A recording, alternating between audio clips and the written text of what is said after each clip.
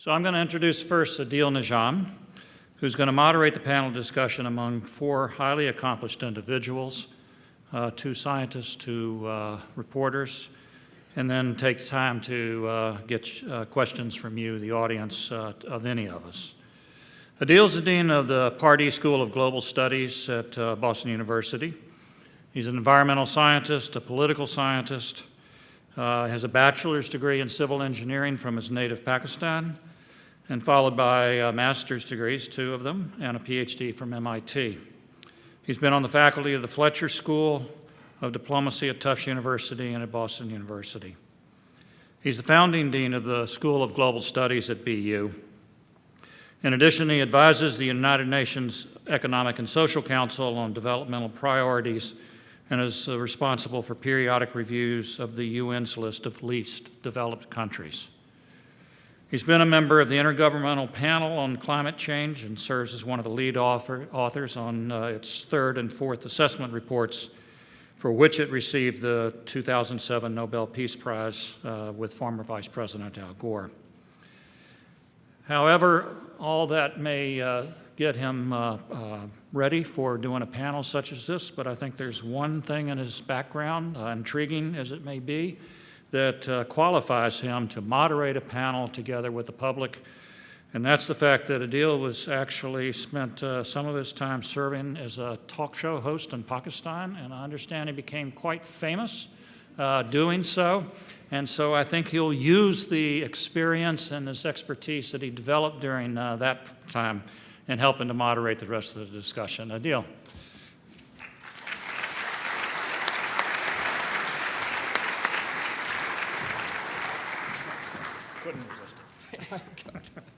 Thank you, Ron, for embarrassing me. Thank you.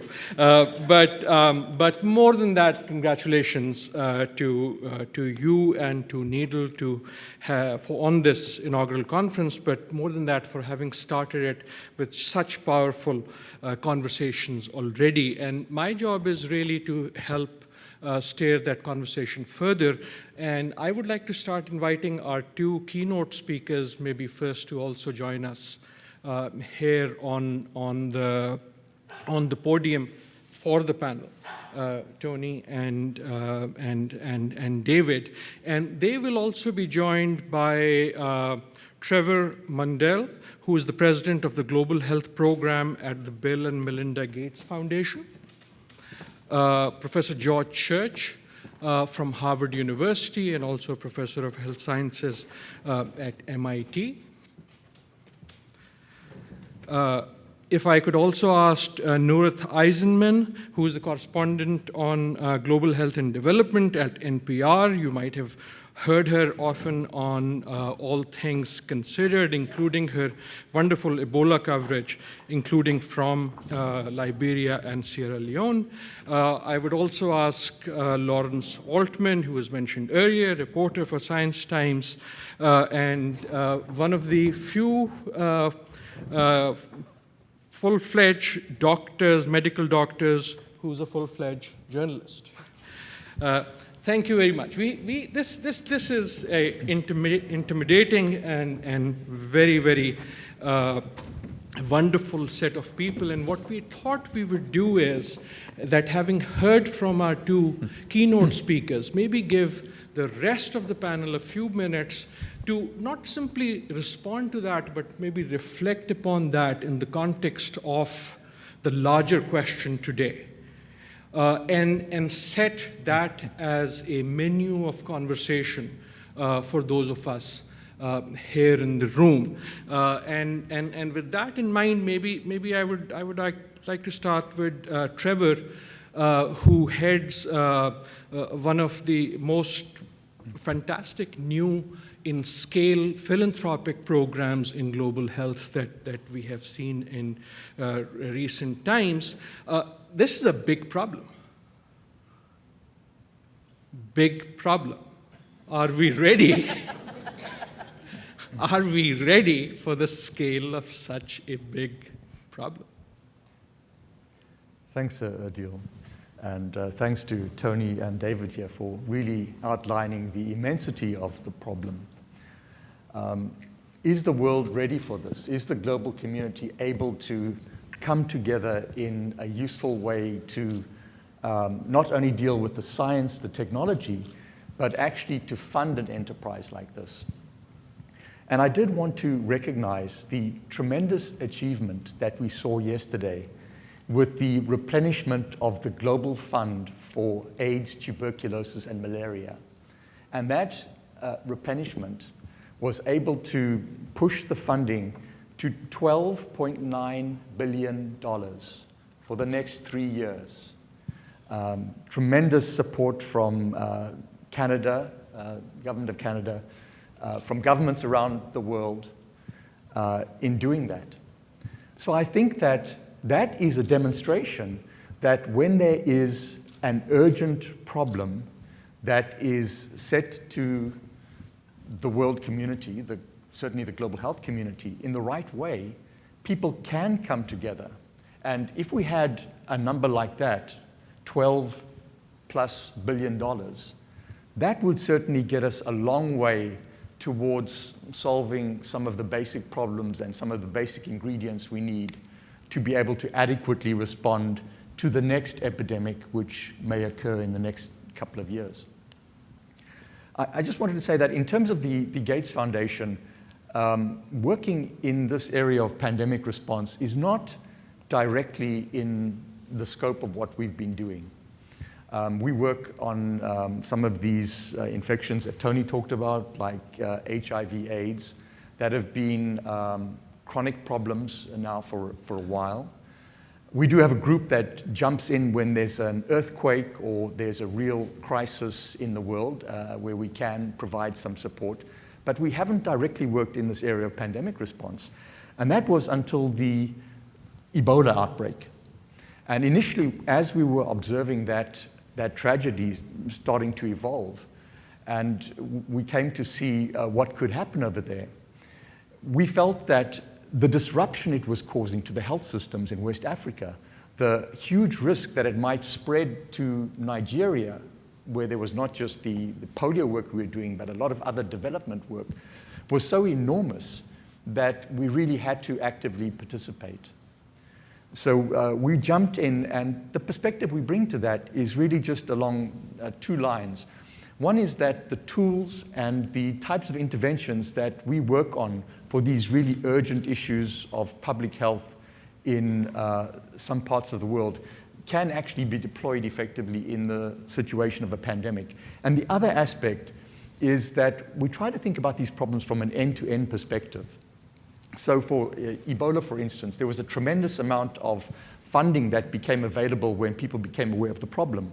But it wasn't necessarily very fluid funding. And to get things started, there was a need to jump in. We were able to make some funding to the Foundation for the CDC, for instance, of a few $1 million that got them started before the large congressional allocations became available. On the other end of the spectrum, we also like to think about really how do you actually get these potential interventions and options to communities and to patients. So it's as important to be able to have a vaccine which you produce, to be able to take it, put it in a vial, and actually transport it to somebody so that they can actually effectively take it, as it is almost in the first instance to make it. Thank you, thank you. I hope we'll get in a few minutes the opportunity for others to also reflect on what you said, and I'd also love to hear from Anthony Fauci his experience of whether we are ready in terms of funding of your years and decades of going to Congress asking for it. But for the moment, may I ask Professor Church, is it only question of funding, or is it primarily a question of funding? Where are we on the science of these things? Not specific questions, but are we ready to tackle this if we had the resources? Right. Well, one solution, partial solution to the funding problem is to bring down the price. This seems trivial, but and maybe even irrelevant. Because trivial if we could do it, but we can't do it. Fact is, we can do it, and we're at a unique time in that the technologies that we have are arriving rapidly. They're arriving at an exponential rate. It means we have to be extremely cautious about deploying them, but we have them available. And the risk of not applying the new technologies is enormous. That is to say, I love David's concluding comments that we have 7 billion people that put us at a risk for a collapse. 7 billion large-bodied people, he said. Yes, right. And it'll probably be 10 billion if we're lucky. So what do? We can't do nothing, both from feeding the population, but also from protecting ourselves from pathogens. So what's happened is the technology is for things like surveillance, reading the genomes of the world, has dropped by 3 million-fold in just a few years. It's the sort of thing that we might have expected to take 6 decades on a very optimistic scale that we have now adopted for computer progress. Should have taken 6 decades, but it was even faster than that. So that means that's both a moment for cautious reflection on that speed, but it's also a moment for utilizing that for surveillance. I think that we could put, just like we put into the hands of almost everybody on the planet, 7 billion cell phones, we could put onto those cell phones surveillance for pathogens, whether it's in food, water, air, soil, and so forth. And I think that would be tremendous. We're starting to harvest this information just when people type into their cell phone a question about symptoms that can be gathered, harvested to look for epidemiology. What if we actually had the genome sequence of those bacteria? So if you can move the needle by 3 million-fold in a few years, just imagine where we're going with surveillance, and I think it's extraordinarily important. We also can engineer our microbiome. We understand it now. We're moving from understanding our microbiome. The environment and even our own bodies are full of microorganisms, but to actually engineering it, our semi-natural microbiome can protect us against some of these emerging diseases. We have ways of engineering wild vectors. We had some beautiful pictures of vectors that we just saw. But we've finally got something called gene drives that hopefully can be deployed safely. There's new technology for actually keeping these things, allowing these things that will spread a favorable trait like malaria resistance through a mosquito population, even in a contained sense, where it's self-contained by the mere biology of the gene drive. And then finally, we have examples of organisms which are resistant to all viruses, not just the ones we know. That would take a whole bit of jargon-filled talk to explain why that is, but it's telling us what we need to be able to pay attention to. So I think, to answer your question directly, we are ready for this challenge. It does definitely help from funds, but it also helps to have creativity that we make do with the funds we have available. Those are some amazingly optimistic thoughts. On the first side, that yes, there's more money, and on the second side, yes, there is science. And then one thinks, then why is it still such a big problem? And maybe it's about the story. So I come to Ruth Eisenman. Is there no one listening to the great stories that you are telling? I would say the opposite. I mean, I have to say it's been very gratifying to see the response, and people are genuinely interested, not just in the scary stuff, but the science and the creativity behind it. But that said, if we're making pleas to our audience, I mean, I think one thing I would say is for those in the audience or members of the public, just to really note what a challenge it is for news organizations to cover this story.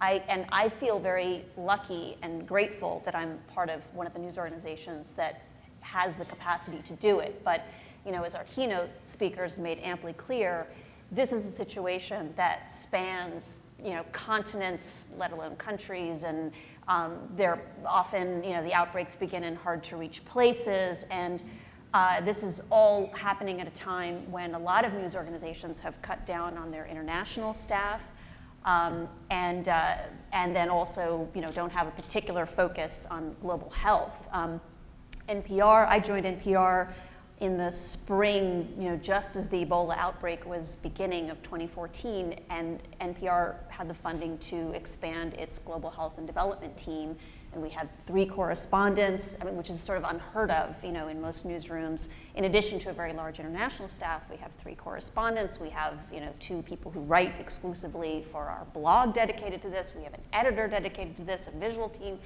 and we have people based, in Africa. As a result, as it was developing in Guinea before, when it was still just, really not on the radar of most news organizations, we had our first stories about Ebola. And then in that, I think it was kind of early to mid-August of 2014 when we were starting to see the transmission beginning in Monrovia, which was the first time that Ebola was reaching a city of that size. 1 million people, it's just boggled the mind, and we were monitoring it, and I was in a position to be able to say to our editors, I think we should go, like now, and we had the support to do it, and it was incredibly expensive because this was happening as all of the airlines were, shutting down their routes into Liberia, and I have never had this experience before of arriving in Monrovia, and there were very few, if any, I'm trying to remember, I don't think there were any other major international news organizations for at least the first 10 days. I've never covered a story that felt so big where I wasn't seeing colleagues around me. It was surreal, and that was really sobering and depressing. Now, that said, of course, it became clear just how big of a situation this was, and I think the media really did step up and send a lot of people, but it's really helpful to have in news organizations teams that are paying attention to this story, over time, and not just having to scramble and mobilize each time an outbreak is occurring and then sort of chasing it after the fact, but rather keeping an eye on where are things emerging and how can we mobilize more quickly, because arguably, informing the public is a very big part of the response. I think you can definitely see Ebola as a classic example of how, ultimately when the funding and the organization did come through, it really made a difference, and part of the support for that was, public awareness. Maybe to break the pattern, and before we come to Lawrence Altman as an intro to that, if I could go back to David and to Nurit, what are the stories as storytellers that work? That work for you, not just that lots of people see them, but you have a sense, I did something important by telling this story. Is it the story of when no one knows about something and you are able to inform? Is it the story of being able to report on a triumph that gives people hope that something, or is it something else? What is it that, as a writer, sparks that feeling in you that this was worth it? David, maybe. I'll give a brief answer to that.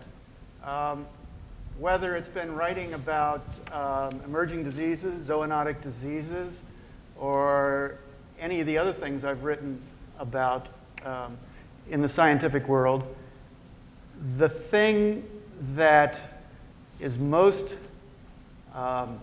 gratifying to me, the thing that makes me feel like I'm in the right line of work and I'm spending my time usefully, is when someone says to me, I read book X or article Y, and it changed the way I see the world. You don't have that experience very often. You get feedback from people, and people say, oh, I loved your book, or I hear you sold a lot of copies, or whatever. All of that is a whole lot less gratifying or reinforcing than when one person says, you changed the way I see the world? Nurit? Yeah, I would say, I mean, there's different categories. I would point to one which, sadly, a colleague of mine who was killed in Afghanistan, David Gilkey, he's a photographer for NPR, and he was really responsible for that one, which when we were in Monrovia, when that, that situation was unfolding, he took a photograph of, and kind of documented what was happening of a small boy who was in a very poor neighborhood, who was dying of Ebola and was lying in the street, and people were actually wanting to help this boy, but everyone was too afraid to touch him, and that was a story that people really responded in the sense that they identified with this child, and they felt. People read about people. Sorry? As David said, Yeah, people read about people. But I want to take it one step further beyond that, which is that I think that one challenge with a lot of these outbreaks is because they are often taking place in countries outside of the United States and countries that are very poor, often it feeds into a certain narrative, which is kind of this exotic other, these people that are different than us, and they're somehow barbaric and savage and weird, and they have all these strange customs, and they're kind of uneducated, and that's why this is happening to them, and they're sort of, different than us, and let's just kind of keep them away from us.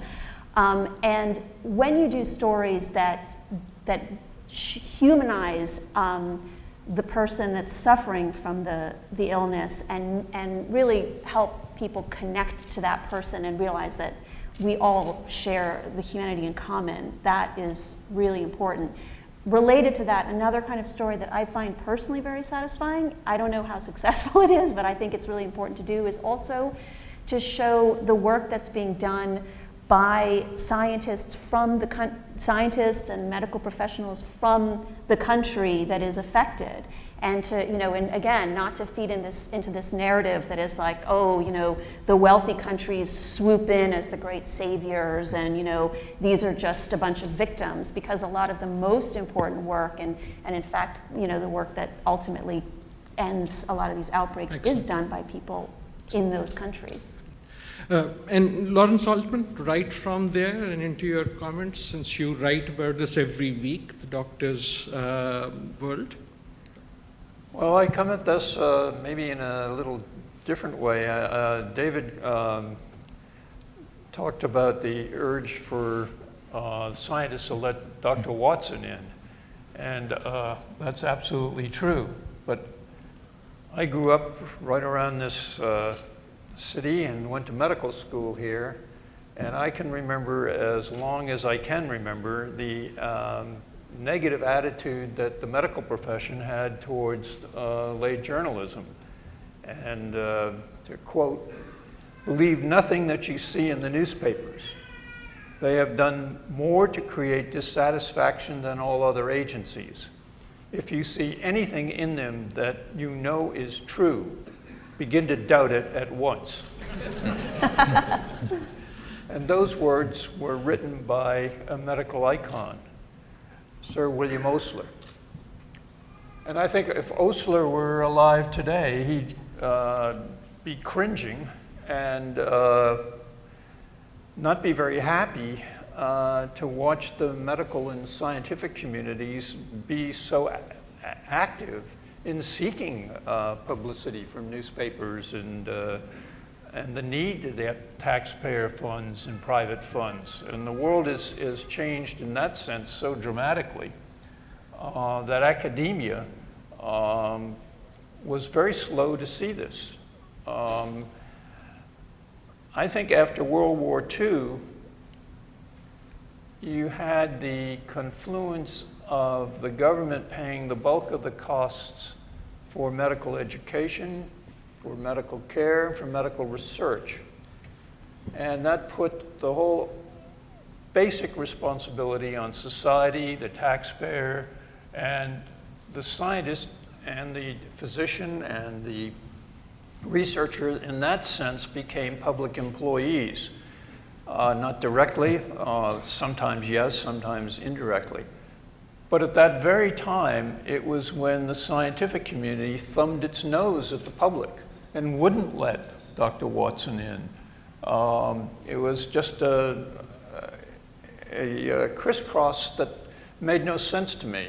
And I grew up in that environment. And we're paying the dividends, the negative dividends from that. I don't know how Tony would see it because we're of the same vintage, but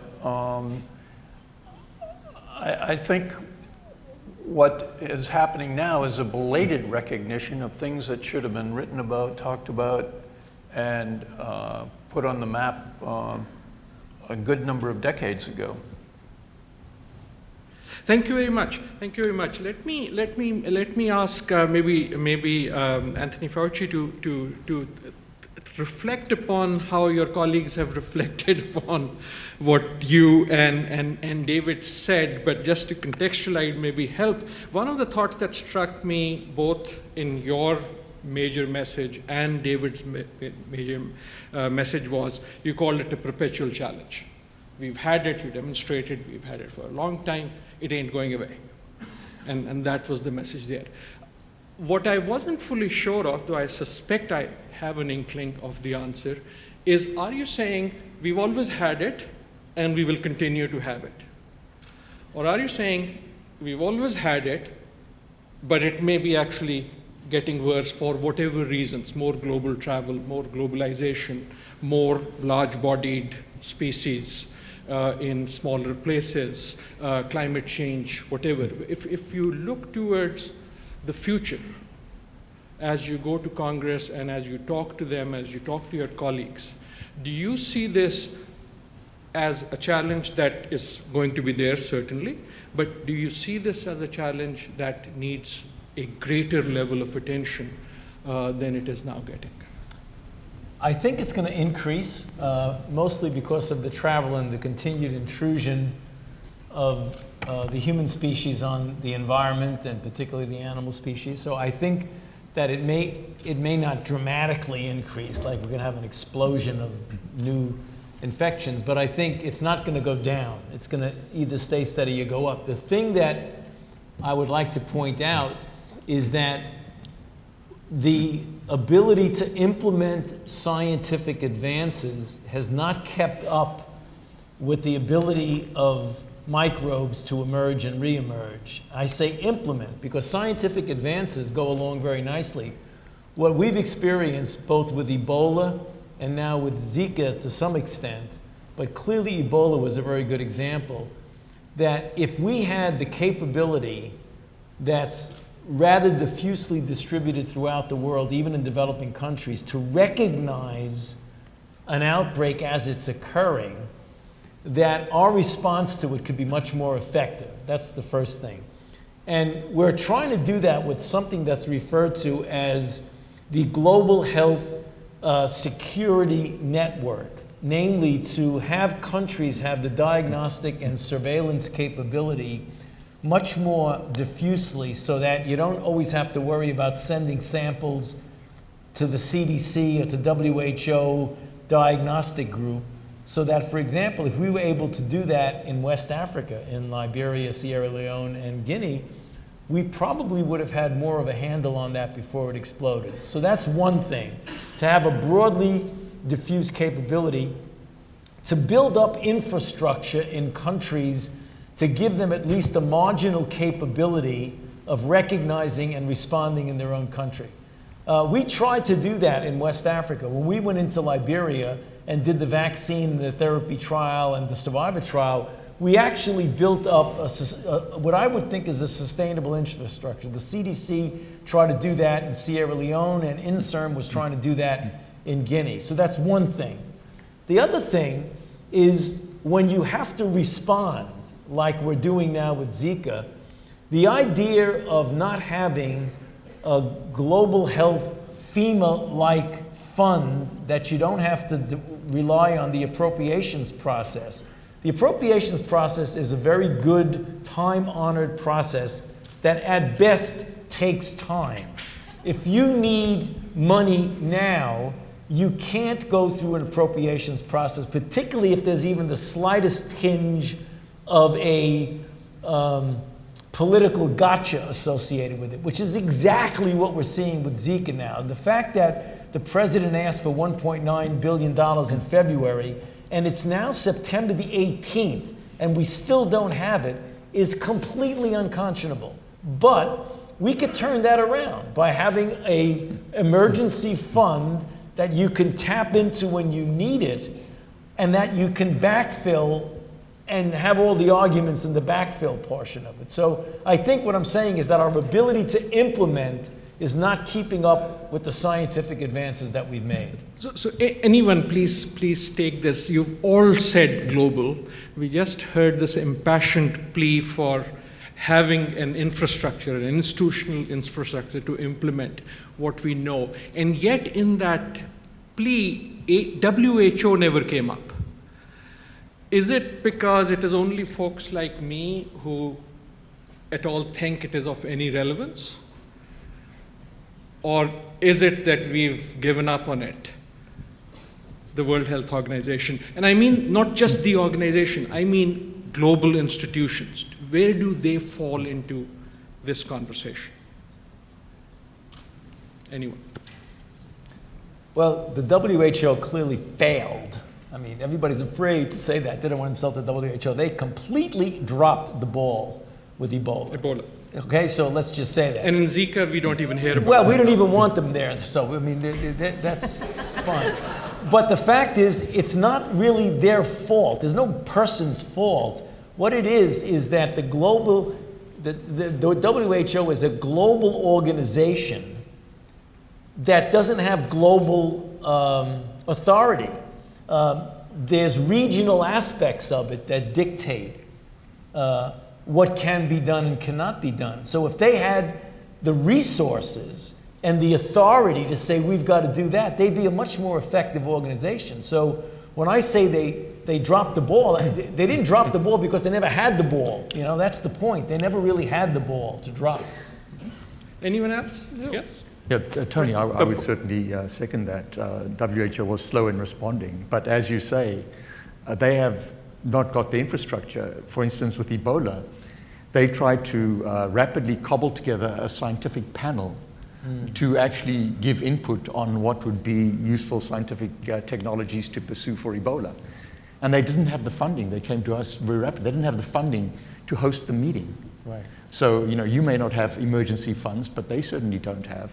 And one has to distinguish the regional bodies of WHO versus WHO Geneva. WHO Geneva only allocates about 30% of the funding of the WHO organization per se. But I do think that there are other elements of the ecosystem, like the regulatory area, where there is no global regulatory system other than the pre-qualification system at WHO.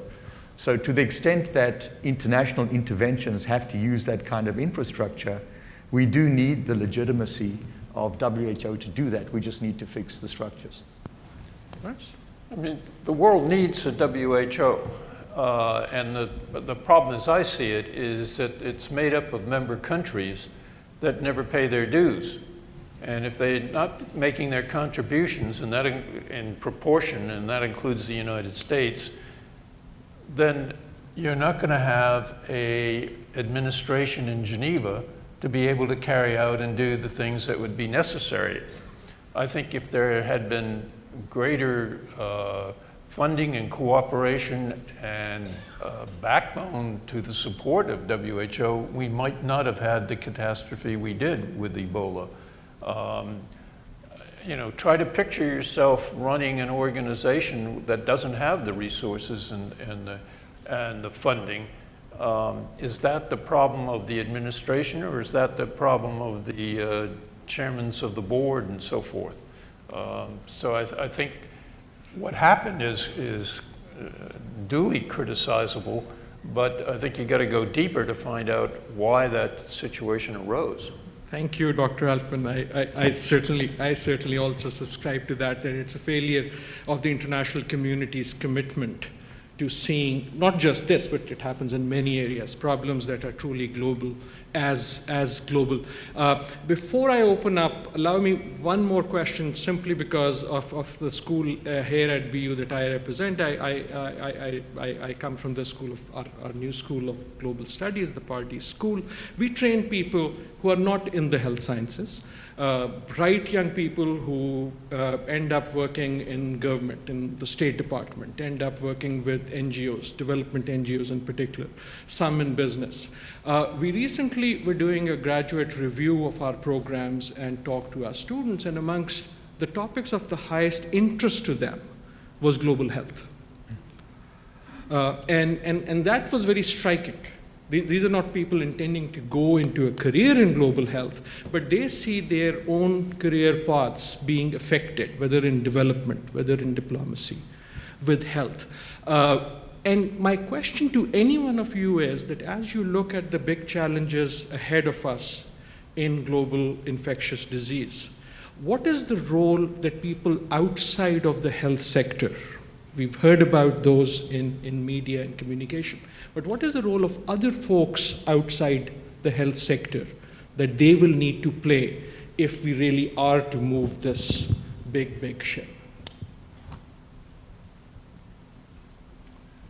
I think one is information technology sector. I briefly mentioned that how we can do epidemiology, Google can do epidemiology based on queries that people are making. I think that's going to grow much bigger. This is going to be big data, if ever there were, partly because our cell phones can collect more and more people have them. So I think that's one really gigantic one. The entertainment industry is another one. It's one thing to communicate through, extremely professional news agencies like NPR and so on, but to really make an impact, you need to have, movies like Contagion and Outbreak and so on, because that's how, and you have to make it so that that's how people really get the gut reaction and start acting locally and thinking globally. Although arguably some of those movies have been very unhelpful. Well, I would. I mean, because I do think part of the challenge with Ebola was it was sort of weirdly people were focused, the fear was focused on the things that weren't actually that scary and not on the things that were. I mean, there was just such a sense of, how this idea that it was so easily transmitted when in fact it is rather hard to get Ebola, and we had to spend a lot of energy just kind of addressing, basic misconceptions as a result of popular culture. I'd second I that. agree. I'm just saying they're part of the ecosystem, and we have to help them get it right. Sure. Because putting it back into the bottle can be very difficult once that public imagination. David. Adil, if I could, I have a question that I'd like to throw back into the group quickly before we move to the questions from the audience. And that is, Tony talked about the three categories. I can't remember how you labeled your first category. Established infectious diseases.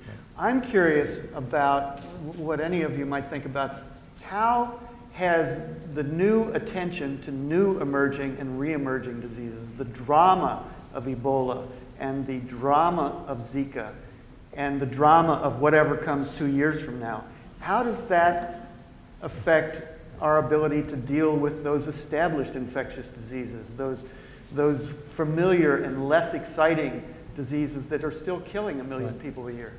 So I'm glad you brought that up, David, because in some respects, it's a good news, bad news. The bad news is that it can take away attention from a problem that is chronic and ongoing, that is far worse than the very worst peak of the emerging infection.